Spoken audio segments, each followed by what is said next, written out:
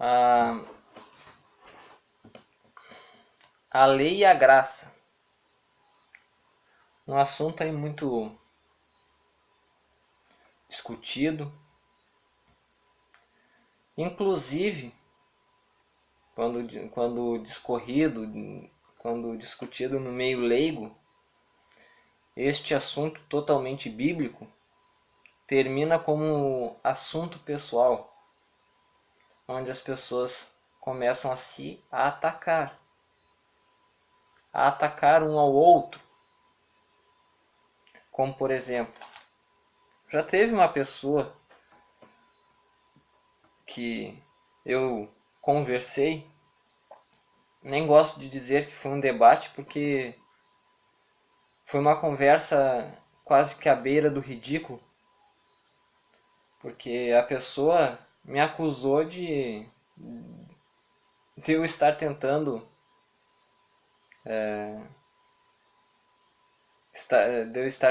viver sem lei e ensinar os outros a viver sem lei, ou que eu estou vivendo querendo desvalidar o sábado e querendo ensinar isso aos outros, quando não. Aqui, por exemplo, não estou em casa, estou na casa da minha tia, onde foi fundado o pequeno grupo do nosso bairro. A história aqui é muito antiga. E eu estava presente, apenas 5 pessoas, há mais de 12 anos atrás. Pequeno grupo adventista, né? Não estou falando de célula, estou falando de pequeno grupo adventista do sétimo dia. Durante muito tempo guardei o sábado, defendi o sábado, né? A observância da lei em seu aspecto de ordenança, do mesmo formato judaico. Porém, aqui eu não vou discorrer muito a respeito do assunto, vou fazer mais vídeos falando de lei e graça, porque é um contexto muito amplo, eu tenho que separar os textos da Bíblia que eu quero usar, entende? Porém, aqui eu quero tratar de um assunto muito rapidinho, muito rápido.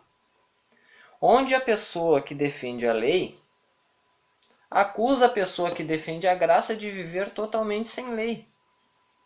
Uma pessoa que vive sem lei vive sem regra.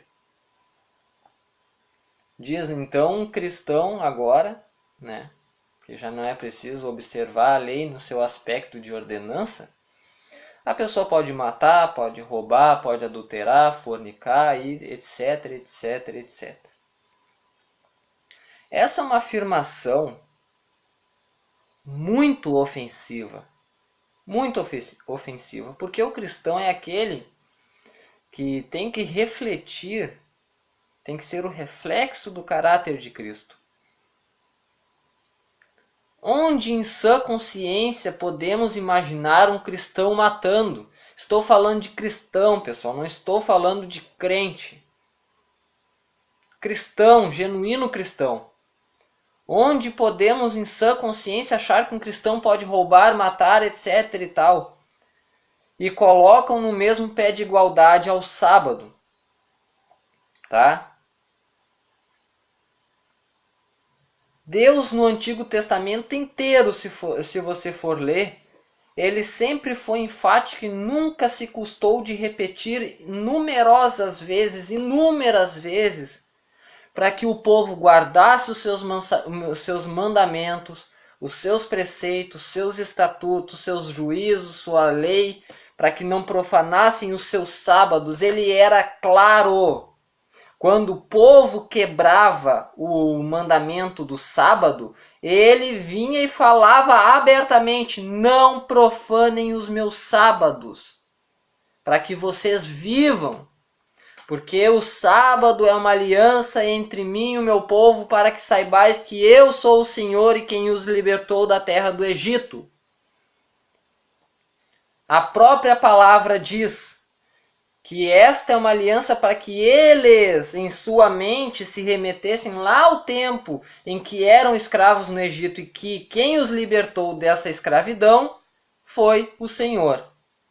ok? No livro de Gênesis você não vai encontrar nenhum registro, tá?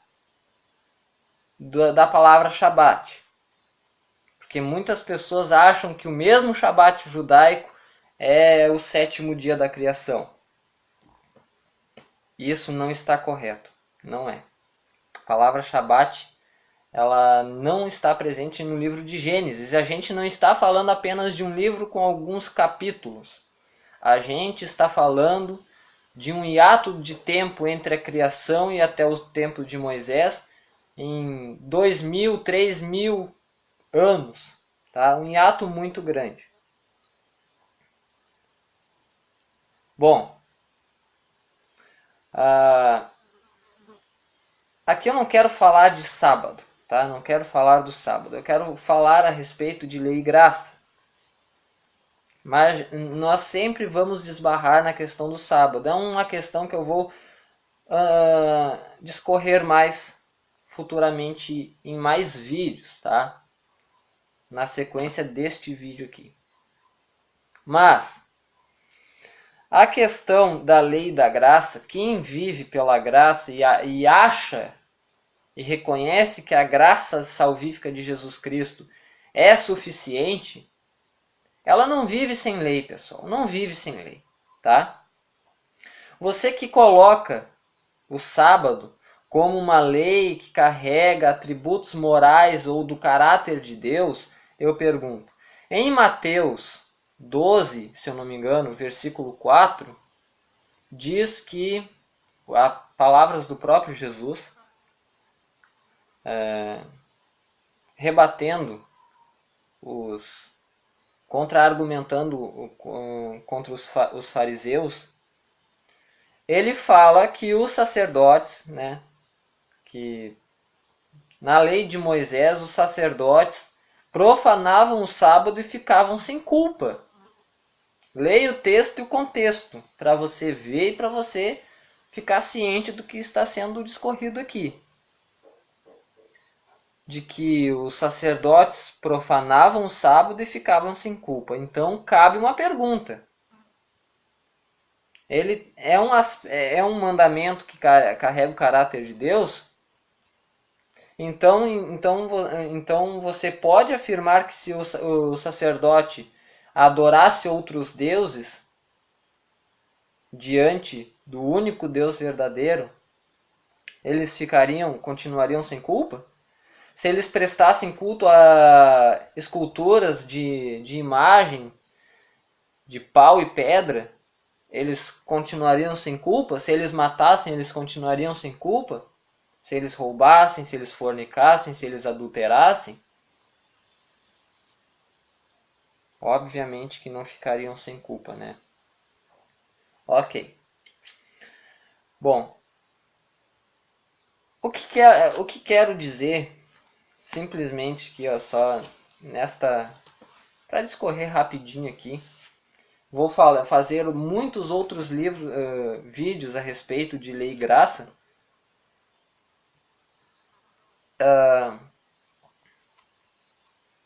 O que está sendo...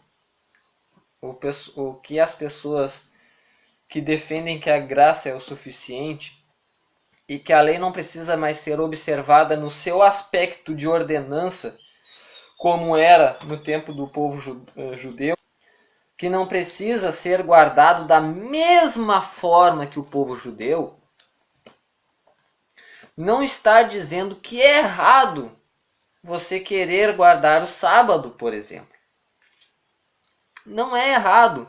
O erro está em ensinar que isso é obrigatório. Tá? Que isso é obrigatório, que isso tem um aspecto de ordenança veterotestamentária, a qual te impele a guardar o mandamento, muitas vezes, maioria das vezes, sem ter o foco no amor a Deus. Você compreende? O que quero dizer? Em Romanos 14 explica totalmente isso. Você acha importante um dia em relação aos demais e quer guardar este dia? Perfeito, guarde-o.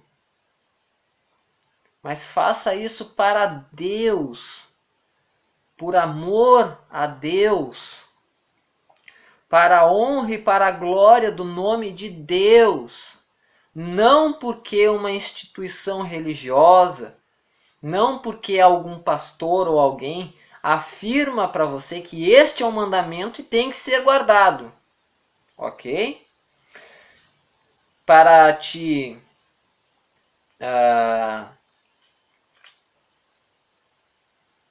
para que isso seja como uma forma de reconhecimento que você é filho de Deus.